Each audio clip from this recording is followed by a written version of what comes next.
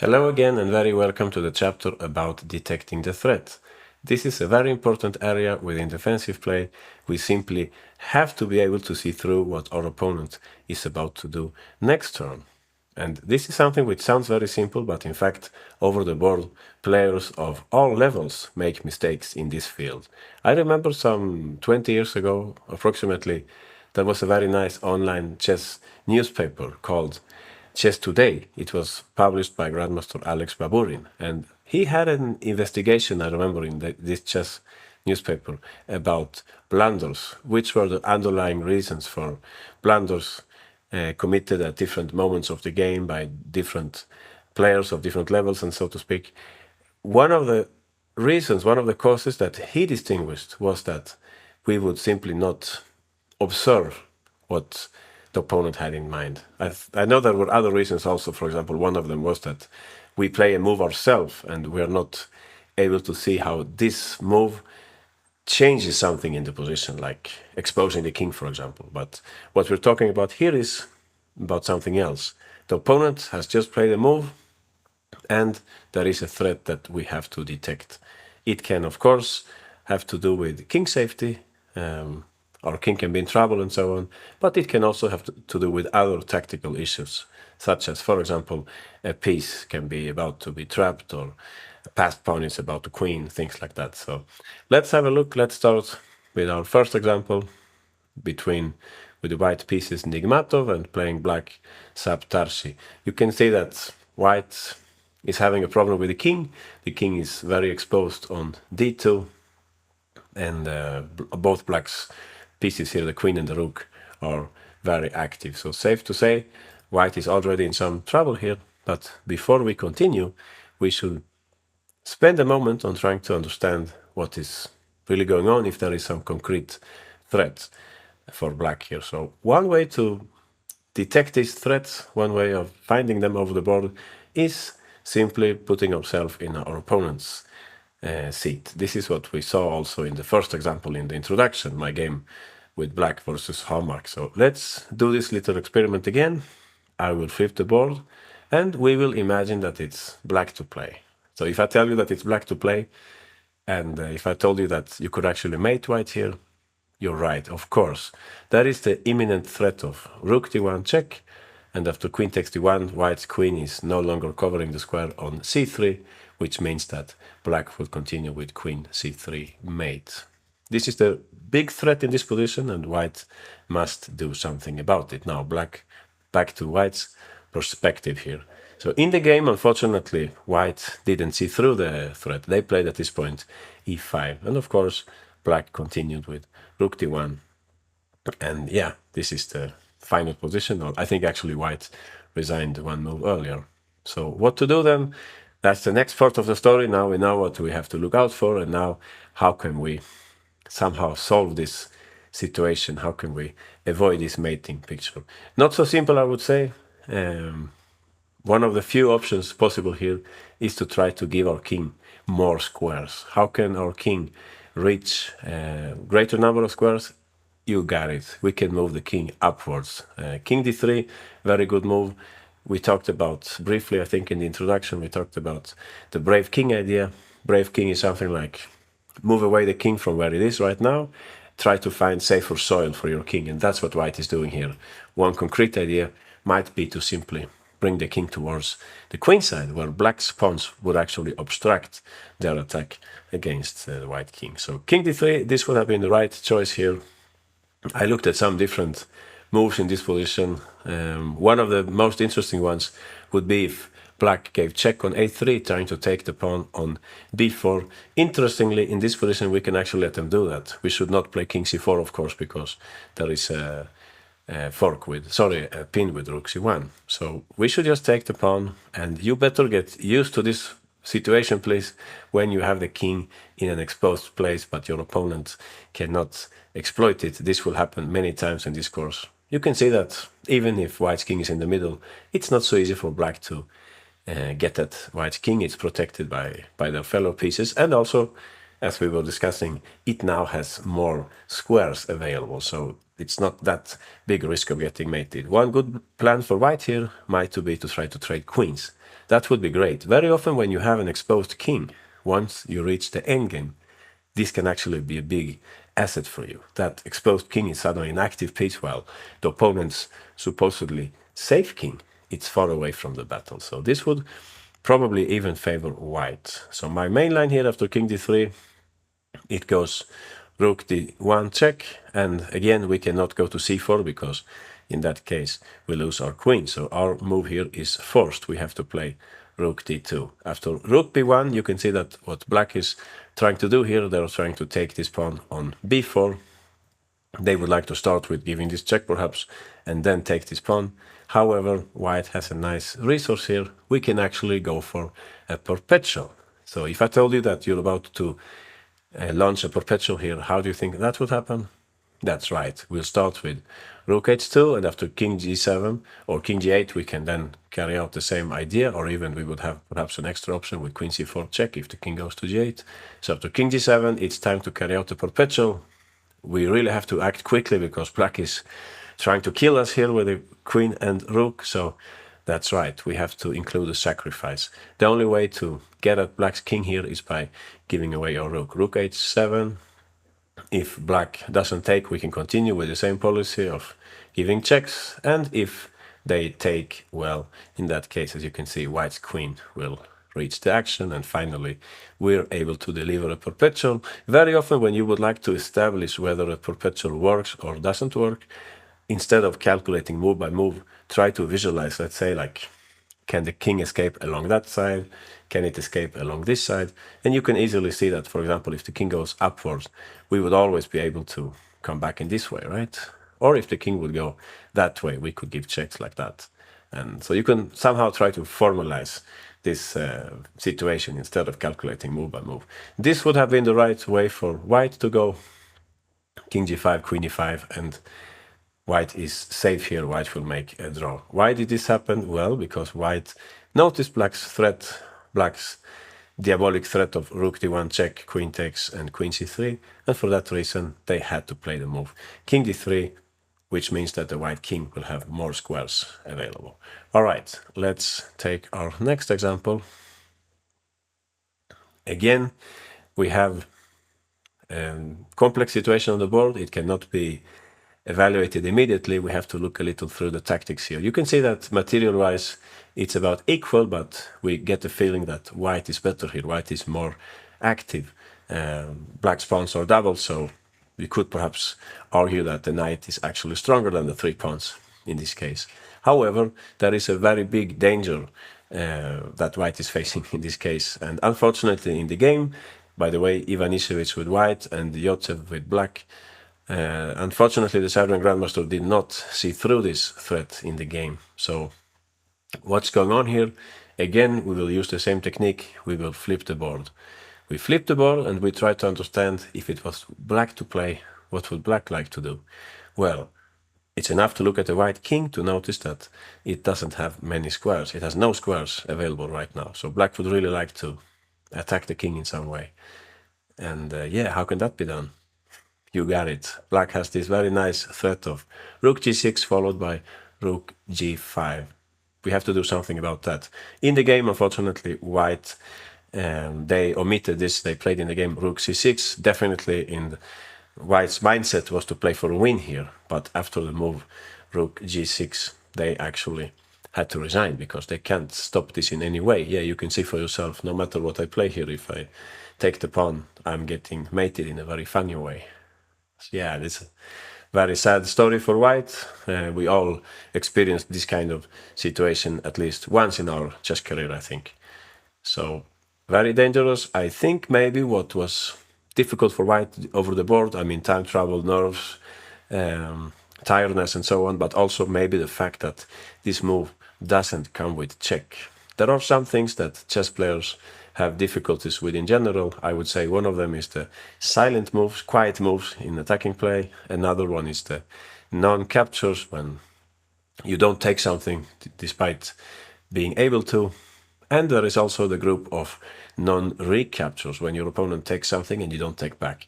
These are very difficult situations for us. This can betray us over the board, this kind of situation. So back to our initial position here. What should we then do about this threat? Well, now that you know what black has in mind, it's simple, of course. The simplest way here would be to just run to the g file before black can put the rook there. So rook g1 would be a simple choice here. And black should be careful now, because they have two ways of interposing on the g file. If they play rook g6, what do you think would happen? How could white start the mating attack? That's right, we will take on g6 and we will put the king on e6. Very nice. You can see what's coming up next, knight f6, and we will mate black either on f7 or on h7. So this must not be allowed by black. Black's better choice here is to play rook g4 instead. In this way, they keep the 7th rank closed, so to speak. And after, let's say, rook takes, king takes, pawn takes, king takes, something like this, black will take the pawn and white can go back and take it at some point with the knight. But this is probably going to end in a draw. Rook and knight versus rook is a theoretical draw, and these pawns basically help black. So there is no question that the game should end in a draw. So interesting example. Such silent moves such as rook g6 followed by rook g5, they can definitely cause troubles to even strong grandmasters. All right, let's take our next example.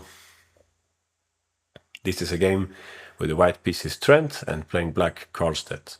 You can see that it's another very double-edge position, because actually both kings are in danger. You can see that white is facing, I would say, 3 different mating patterns. You have queen h2, you have queen g2, and you have queen f2. So at this point, white has made sure that they are protecting all these squares. But evidently the white queen cannot move too much, and the rook can't move either. So definitely black is having the initiative here, despite the minus exchange. But we have to see through the opponent's threat also. We shouldn't only think about white king, we should think about our king as well. In the game, unfortunately, black played bishop takes a5, perhaps thinking that white could not move, and they were getting ready to, I guess, bring the bishop to e1 or maybe to d2 to bring this bishop closer to the attack. So what do you think white played? We can look at this from white's perspective to enjoy it a little more. Can you find a nice tactical strike by white? That's right. Very, very surprising. This is one of the blind areas for another blind area for us chess players. We are not always awake when it comes to this kind of move. Queen takes h5. Very pretty mate, beautiful mate, perfect teamwork from the 2 white bishops here. So this is the threat that black had to see through in this position. There is actually a concrete threat of queen takes h5. So how can we deal with that threat? Well, actually there aren't many ways to do it. The simplest way would be to take the pawn on g5, because in that case we get an extra square on h6, right? So bishop takes g5 would have been the best choice. Now the mate won't work anymore, because if you take, I will simply put my king on h6 in the end. So white will have to play something else. Since white's king is still in trouble, we have things like bishop e3 coming up. White should act quickly. They can actually sacrifice this time in a different way. I mean, bishop f7 and then take on h5. Yeah, funny variation, typical computer variation. You cannot really analyze these kind of positions if you don't use a chess engine. So what happens here? Black's king should go up. Why is that? Well, probably because you don't get checked again on g5 if white takes with the queen. They can't do that because they get mated. And also you unpin the bishop on f3, which should make sense also, so that they cannot exploit that pin in some way. Queen e8, king e7, no, sorry, bishop e7. The king should not move here, because in that case I think white can take the queen on e2, so it's better to play bishop e7. And it's not so easy for white to progress here. It's their turn to go for a perpetual by queen g6 check, and black will go back and white will also go back. There are some more variations, but these are the most important ones. So black should settle for a draw here. It's a good result in this case. So tricky example, very, very tricky, as you can see. Such moves as queen takes h5, it's not immediately visible for the human. If you imagine that the king was on h7 instead, for example, everybody would see this move, queen takes h5. But since it's a sacrifice in this case, and sacrificing a queen for a pawn, that's not everyday features. So that's the difficulty in this example. So very careful about this. Bishop takes g5. We have seen through white's threat and we don't get mated anymore. All right, let's check one more example featuring an exposed king. This example is from older times. It's featuring one of my favorite players, Svetozar Gligoric. I'm a big fan of his book, I Play Against Pieces, and I actually collected this example from there. Gligoric has just played knight d5. So let's see if we can understand what's going on in this position. Yeah, our queen is of course in the air. Yeah, we have to do something about the queen. But what else is going on? Black is having an active position. You can see that the rook is also hanging. There is something going on against f2 as well. But also white has some possibilities. As you can see, knight and queen, that's a good attacking team in general, and we should be careful about these two pieces. So how do you think white would like to cook up an attack here? What does white have in mind? That's right, white would like to give check and then put the queen, give check with the knight and put the queen somewhere on the 8th rank. This would mean mating threat on g8. So now that we know that, where do you think we should go with the queen? That's right.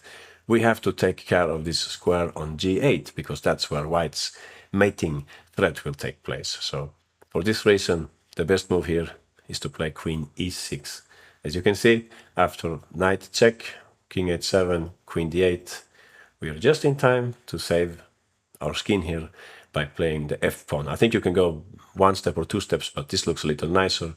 I think that's what Gligoric recommended in his great book.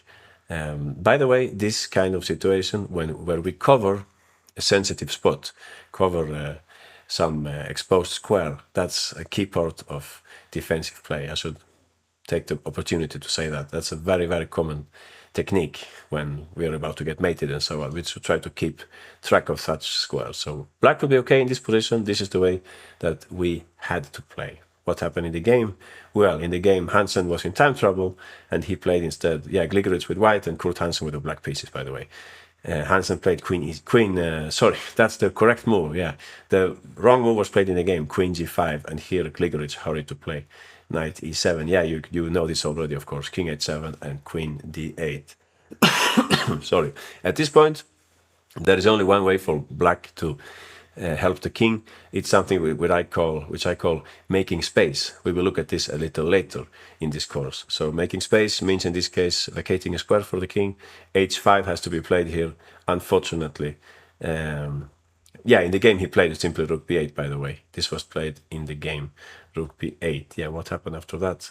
Queen takes, and he had to take on e7, and white had extra change. But if black really tries to save the king, instead of playing this endgame and exchange down, which happened in the game, and finally Gligoric won, then black would have to play, after queen d8, they would have to play the move h5 to clear this square for the king. But as you can imagine here, white has so many pieces in the attack that black won't be able to survive. My line here goes h4, so that we deflect the queen from the defense of the pawn, so that we can go and take it like this, right? Don't forget that also the rook is hanging. Queen f4, and after the same sequence here. In this way, black gets ready to put the bishop on h7. Now you can see that had I done this with the queen on h4 instead, taking the pawn, in that case, we will have knight f5, right? So that's the reason why they played like that. Unfortunately, white has so many pieces here. There's a very nice tactical trick here. Maybe you would like to play it out. We can flip the board again. Hint all the friends to the party. There is a piece that we didn't talk so much about, but now we can use it. Aha, you're right. We can play this very nice move, rook d6 check. Well, let's see if we understand this. In the first place, if black takes it, then we have this fork, right? Secondly, if black plays g6, well, they're hanging the rook, but also I think there is a mate in one. Aha, that's right. And finally, the most critical variation, if f6, white has a nice little sacrifice. That's right, we can take on f6 in this case. If queen takes, we again have another fork. And if they take with a pawn, well, queen and knight, great attacking team, of course, white would play then queen f8. So what was this example about? Simply seeing through the opponent's threat. Apart from attacking our queen, they are also interested in attacking our king. And for us to defend properly against that second threat, we need to put the queen on a square from which it will be able to cover the sensitive g8 square, and that square is e6. After knight e7, yeah, we saw this already. We are just in time to save our position, and it would be about equal this position. All right, I think it's time to move on, and I would like to show you some other situations where we have to see through the opponent's threat. It's not about the king anymore, it's about other things in the position. So after these very complex positions, I would like to show you something slightly simpler. So in this position, we are playing with the black pieces. Mikhail Marin playing white and Milton Panzer with the black pieces. You can see that white has a very dangerous passed pawn. That's the first feature that we notice here. So let's see if we can see through white's threat here. What is white about to do? Yeah, they can't queen right now, but they can help the pawn. And usually I say that when the opponent has a far advanced passed pawn, like on the 7th rank, we should be very careful with these two squares. If they can land a piece on one of these two squares, it usually means big trouble. So in general terms, for example, when you face a passed pawn, it makes sense to keep your rooks on the board so that you can control those squares. And anyway, black's rook is far away, but there is a way in which we can defend here. White was planning to bring the rook to one of these two squares. Yeah, I think you have seen by now the threat. Of course, white is interested in giving check and bringing the rook to e8. And there is only one good way of preventing that. That's right. We have to obstruct white, or we have to prevent their plan. How can that be done? That's correct. We have to play the move rook e3. At this point, if white would like to continue the attempts at queening the pawn, they have to use the rook in some way. If they play rook f1, we will have to prevent f8. There is only one way to do that, of course. We have to play king f8. And now they could try to play rook g1. Again, as you can see, we're talking about these squares, but black has a very simple reply here. That's right. That's the last of 3 consecutive only moves. Black will have to play bishop e6. As you can see by now, we are definitely on the safer side here. The pawn can be taken next turn by the king. So this will be a draw somehow. One variation that I thought about would be something like this. Bishop takes, rook g5. It's white who is now making sure that they can make a draw. They will take this pawn and simplify the position. So something like that, b4, to make white a little nervous, but okay. Rook endgames are famous for their drawing potential. After rook takes e5, b3, we're trying to run with that pawn. If we played ba instead, they could just put the rook on a5, so b3. But white will just give check, and sorry, they are in perfect conditions to make a draw here. Rook c6, rook takes b3, and so are we. So the game would be a draw in this case. In the game, something else happened here. By the way, here you can see that Panzer, he found the right move, right? Not like the other examples where the defending side would fail on every occasion. So it's not like it's impossible to carry out this task, of course. So he played rook e3. In the game, Marin replied rook b1, and after bishop e6, sorry, black was able to soon make a draw anyway because they can take this pawn. So simple example about seeing through the threat. White wanted to play rook e1, so we have to prevent it by rook e3. Okay, time to check our next example. This is a much more complex position. You can see that material is about equal. Black has an extra pawn, but a lot of things are going on in this position. You can see that the pawn on f6 is a little exposed. Right now black is protecting it, and you can also see that black's king appears to be in some danger. So I'll ask you the usual question here. What do you think white is up to? What do you think is white's threat? Perhaps we could flip the board once more. If I told you that white to play has a very strong and perhaps unexpected move here, what would you think about? Aha, that's right. Black's problem here is not about the king. Black's problem is about another piece which doesn't have many squares at its disposal. Aha, we're talking about the queen. Right now there is only one square for the queen. It's g3, and that explains what white would like to play here. That's correct. They would like to play king h2 and simply trap black's queen. One difficulty with this example is that probably our eyes, they are mainly looking at this part of the board. I would think now we're looking towards where the king is, if we look at this from black's perspective, I mean. So we might not be immediately aware of the fact that they're actually hunting our queen here. In the game, black played rook d6, and of course you know what white played. By the way, Herrera with white and Petkov playing black. Herrera hurried to play here the move king h2, and black resigned. That's a real tragedy. They had a good position here, but it was ruined by just one careless move, rook d6. We can of course understand this move perfectly. They wanted to give the pawn some extra protection, but there was another priority which was higher here, which was to save the queen. So how can that be done? Well, actually it's not that simple. Of course you could consider to play queen g3, but in that case white could take on f6. Our friend Stockfish tells us that after king g8 black is perfectly fine, but I wouldn't say that this is completely evident. At the board we should always judge the practical value of the moves, the difficulty involved in the moves. So if you can find this over the board, yeah, congratulations, but I don't think it's that simple. I think there is a simpler way to go. So what I would propose here is to play rook d4 instead. Aha. In this way, we simply make sure that the pawn is not pinned anymore. And that means that after king h2, how could you save the queen now? That's right. Now we can move that pawn. We can play f5, which means that our queen has a safe return back home using this diagonal h4 d8. And actually black would be better here in this position, I think, because they're a pawn up and also the bishop pair looks strong and so on, the strong passed pawn. So yeah, another tragedy at the board.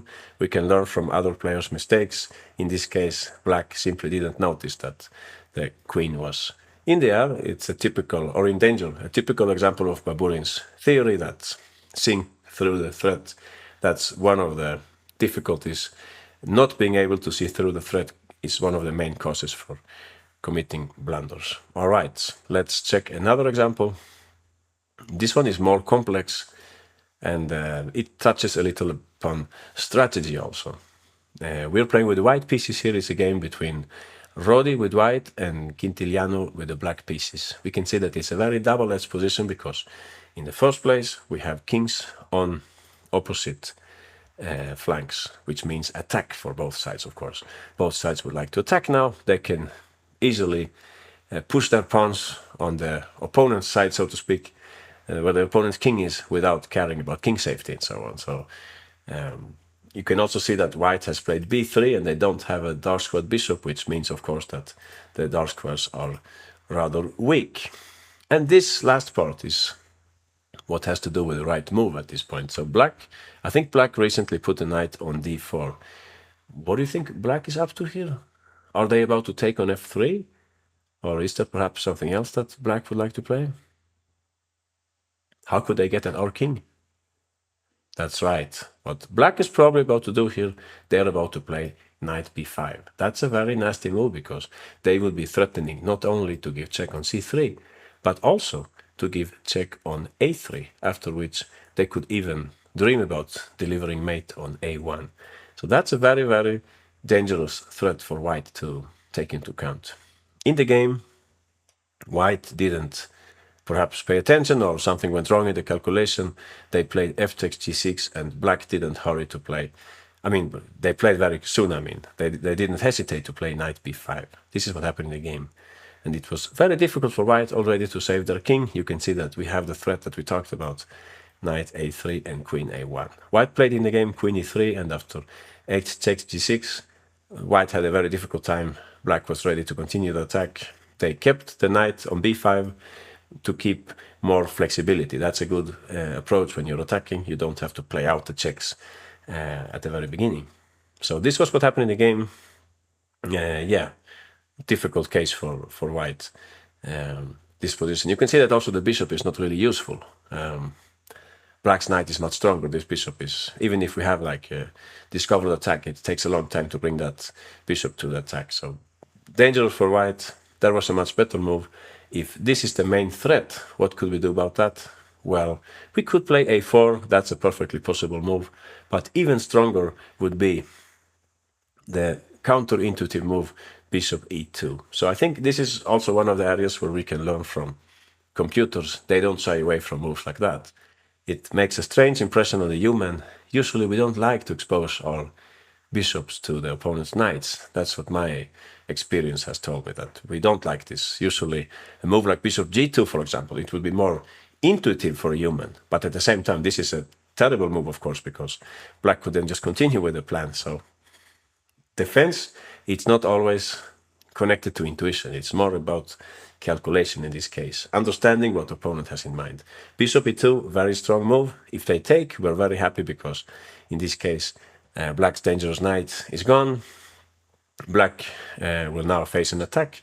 We're ready to take, to push h5. We should just make sure that we don't let them block the position. So if they play something like queen e5, we could take first and then play h5. We perhaps should not let them block the position like this. It's better to clear at least one file and then continue with our attack. At least white is not worse here. White is probably playing for a win in this case. So after queen takes e2, maybe black should take instead on f5. You can see we can not take back because there is this pin along the e file, right? So we will have to do something else. Rook f4, I think this is what the computer said. Sneaky move, rook f4. What white has in mind here is a little trick. If rook takes, white would win material. So can you see how white wins material here? You're right. We should first deflect black's king from g7, where it protects the queen, and only after that we would take on e4 and we would take the queen in the very end. So they can't play like that.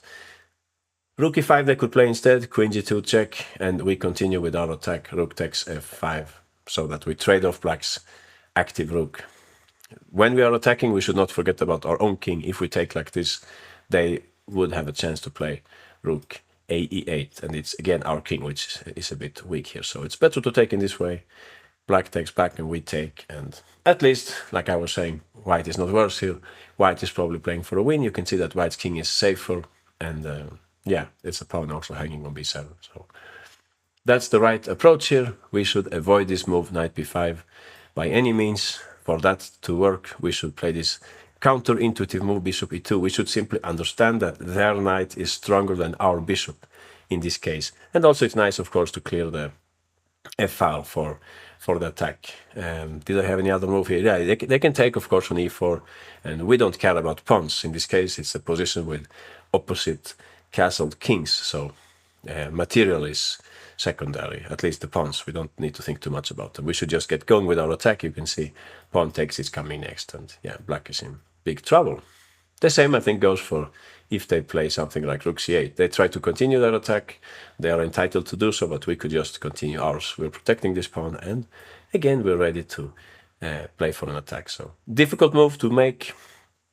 Goes against human intuition, but very strong. Bishop e2 preventing the move knight b5. All right, let's have a look at one last example. I wanted to show you that also in the endgame, this idea of distinguishing the opponent's upcoming idea or threat is very important. When I wrote my book, Mastering Endgame Strategy, I dedicated a whole chapter to this topic, which I call restriction, where we try to avoid the opponent's threats. Prophylaxis is also connected to this area. Here we're playing with the black pieces. It's a rook endgame with white Wojtaszek and playing black Vrolik. You can see that 2 pawns versus 1, very often it's a draw. You can see that black's rook is in a good place behind the pawns. On the other hand, it's always a little unpleasant when our king is cut off along the 7th rank. If black had a king on e6, this would be a walk in the park. We could give checks and so on. The king would be much better placed. But now it's not so well placed, cut off along the 7th rank. So let's see if we can understand this position. Black lost this game, unfortunately, despite being a strong player. This was a difficult game, and I think they were in time trouble. This was move 53. Let's see if we flip the board again. I would like you to tell me what you think is white's best move here, if it were them to move. Can you find any clever move for white, any smart move?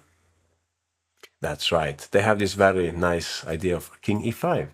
The king would like to reach f6, and white wouldn't care about dropping the pawn on g5, because in that case they could go to f6 and they would have a double threat. hitting the rook and at the same time threatening mate. So that's something that black needs to be aware of in this position. For this reason, we cannot just wait. That could be a perfect policy in other endgames when we are defending, but not here, because this would let white play king e5, bringing in the king. Yeah, this is what we're talking about, right? Classical tactical situation in the endgame, double threat of taking the rook and mate. So that's something to avoid. In the game, unfortunately, Frolic played the move rook a2, opting for a side attack, another typical idea in rook games. However, in this case, after king e5, rook a5. If you ask me, what he missed during the game was that white was not forced to play king f6. In that case, he was just going to go back, carrying out his side attack. You can probably imagine what Wojtaszek played here. Aha, you're right. He used the same little trick here. He played king e6. Very nice. Now, of course, if we take, it's the same story again. The double threat decides. On the other hand, if we give checks, then white can bring the king in zigzag fashion. They can play here king d5, so that if we are checked again, we can play rook c5. Very difficult now for black. Unfortunately, white's king has got too active. Rook a5, rook c5. It's difficult for black. White can continue pushing the pawn. In the game, black played instead rook a1, and after e5, it was impossible here. Rook g1. This was the last moment. Perhaps now black was hoping that white would play this, because in that case they could play rook f5 here. But of course Wojtaszek didn't fall for this. He correctly established that the king should go to d6 instead. Very, very clever, because now, as you can see, after rook takes, we can play e6, and yeah, black is completely lost in this position. What a misfortune for black. So what to do then, if we now know that this is the threat, that they would like to play this, and then king f6 with the threat of mate? You're right, we should do something with our king, and in this case king d8 would have been the best choice here. If king e5, we can just take the pawn, and after king f6 we can go back. This could be tricky if this pawn was not around, but with this pawn on the board, we're just in time to make a draw here. We start with this attack in the back. If white takes the pawn, this is a trivial draw, because now white's king is cut off, so the more critical would be to bring the king this way instead. King f8, after king e6, king f8 is a good move. I think this would still be a draw also without this pawn on the board, by the way. But okay, if we have this pawn, it's even better. But what we should remember in this kind of position is that after white makes space for their king, for their pawn, they would like to play e6 here. We should revert to a side attack. This is important in this kind of position with the defense of the long side of the pawn. This is the long side of white's pawn. That's where our rook should be, and we should keep our king on the short side. So for that reason, we can start by giving this check so that we obstruct white's king, and only after they go to e7, now the king is obstructing on. Now we switch to the side attack. We play rook a1, and if I'm not mistaken, this would be a draw even without the g-pawn on the board, but it's of course nicer to have it there. In any case, this is what black should play, and they would make a draw here. Rook a8, this is a typical move, so that we keep control of the last rank. White cannot progress here, but okay, easier said than done.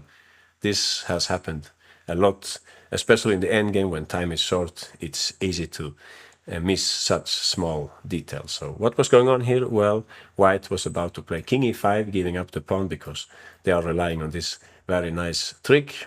What can we do about that?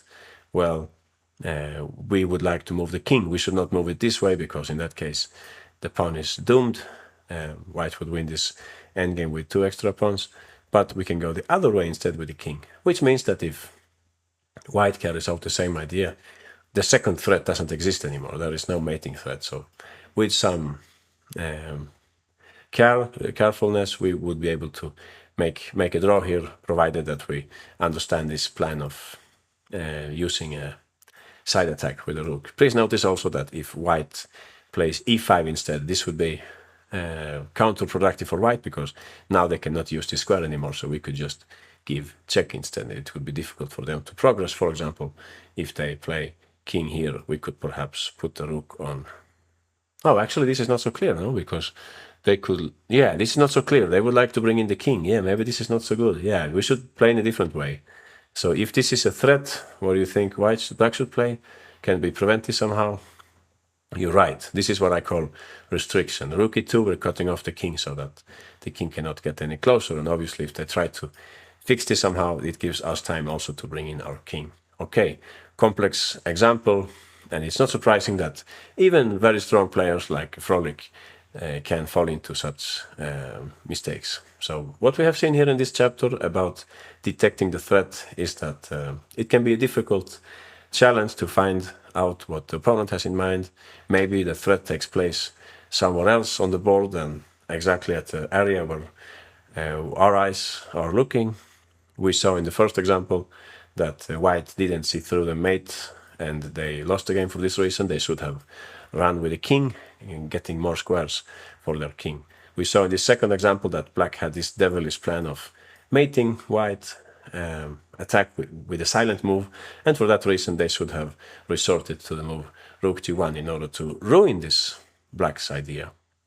We saw in another diabolic example that white had this threat of queen takes and bishop f7. In order to avoid this, a good option would be to just take the pawn on g5 so that we get an extra square for our king. We saw Gligorich, very nice example. We saw that white's second threat was to give check and try to mate black. For that reason, we should put our queen on e6 so that we can play f6 later on, thereby controlling the square on g8. We saw also some other situations where the danger was not connected to mate, but to other things. Here we saw that white was interested in pushing their pawn in some way, trying to help the passed pawn, and for that reason, we should put our rook on e3 in order to interfere with that plan. We saw in another example here that black's queen was exposed. This was not evident from the very beginning. Typical example from Baburin's investigation, although this was much later, but belonging to the same kind of group of mistakes. Black didn't see the mistake and their queen got caught. They should have played instead one of the good options here, rook d4, so that the queen can be safely rescued. Then we saw that in this, I would say this is the most complex example of all.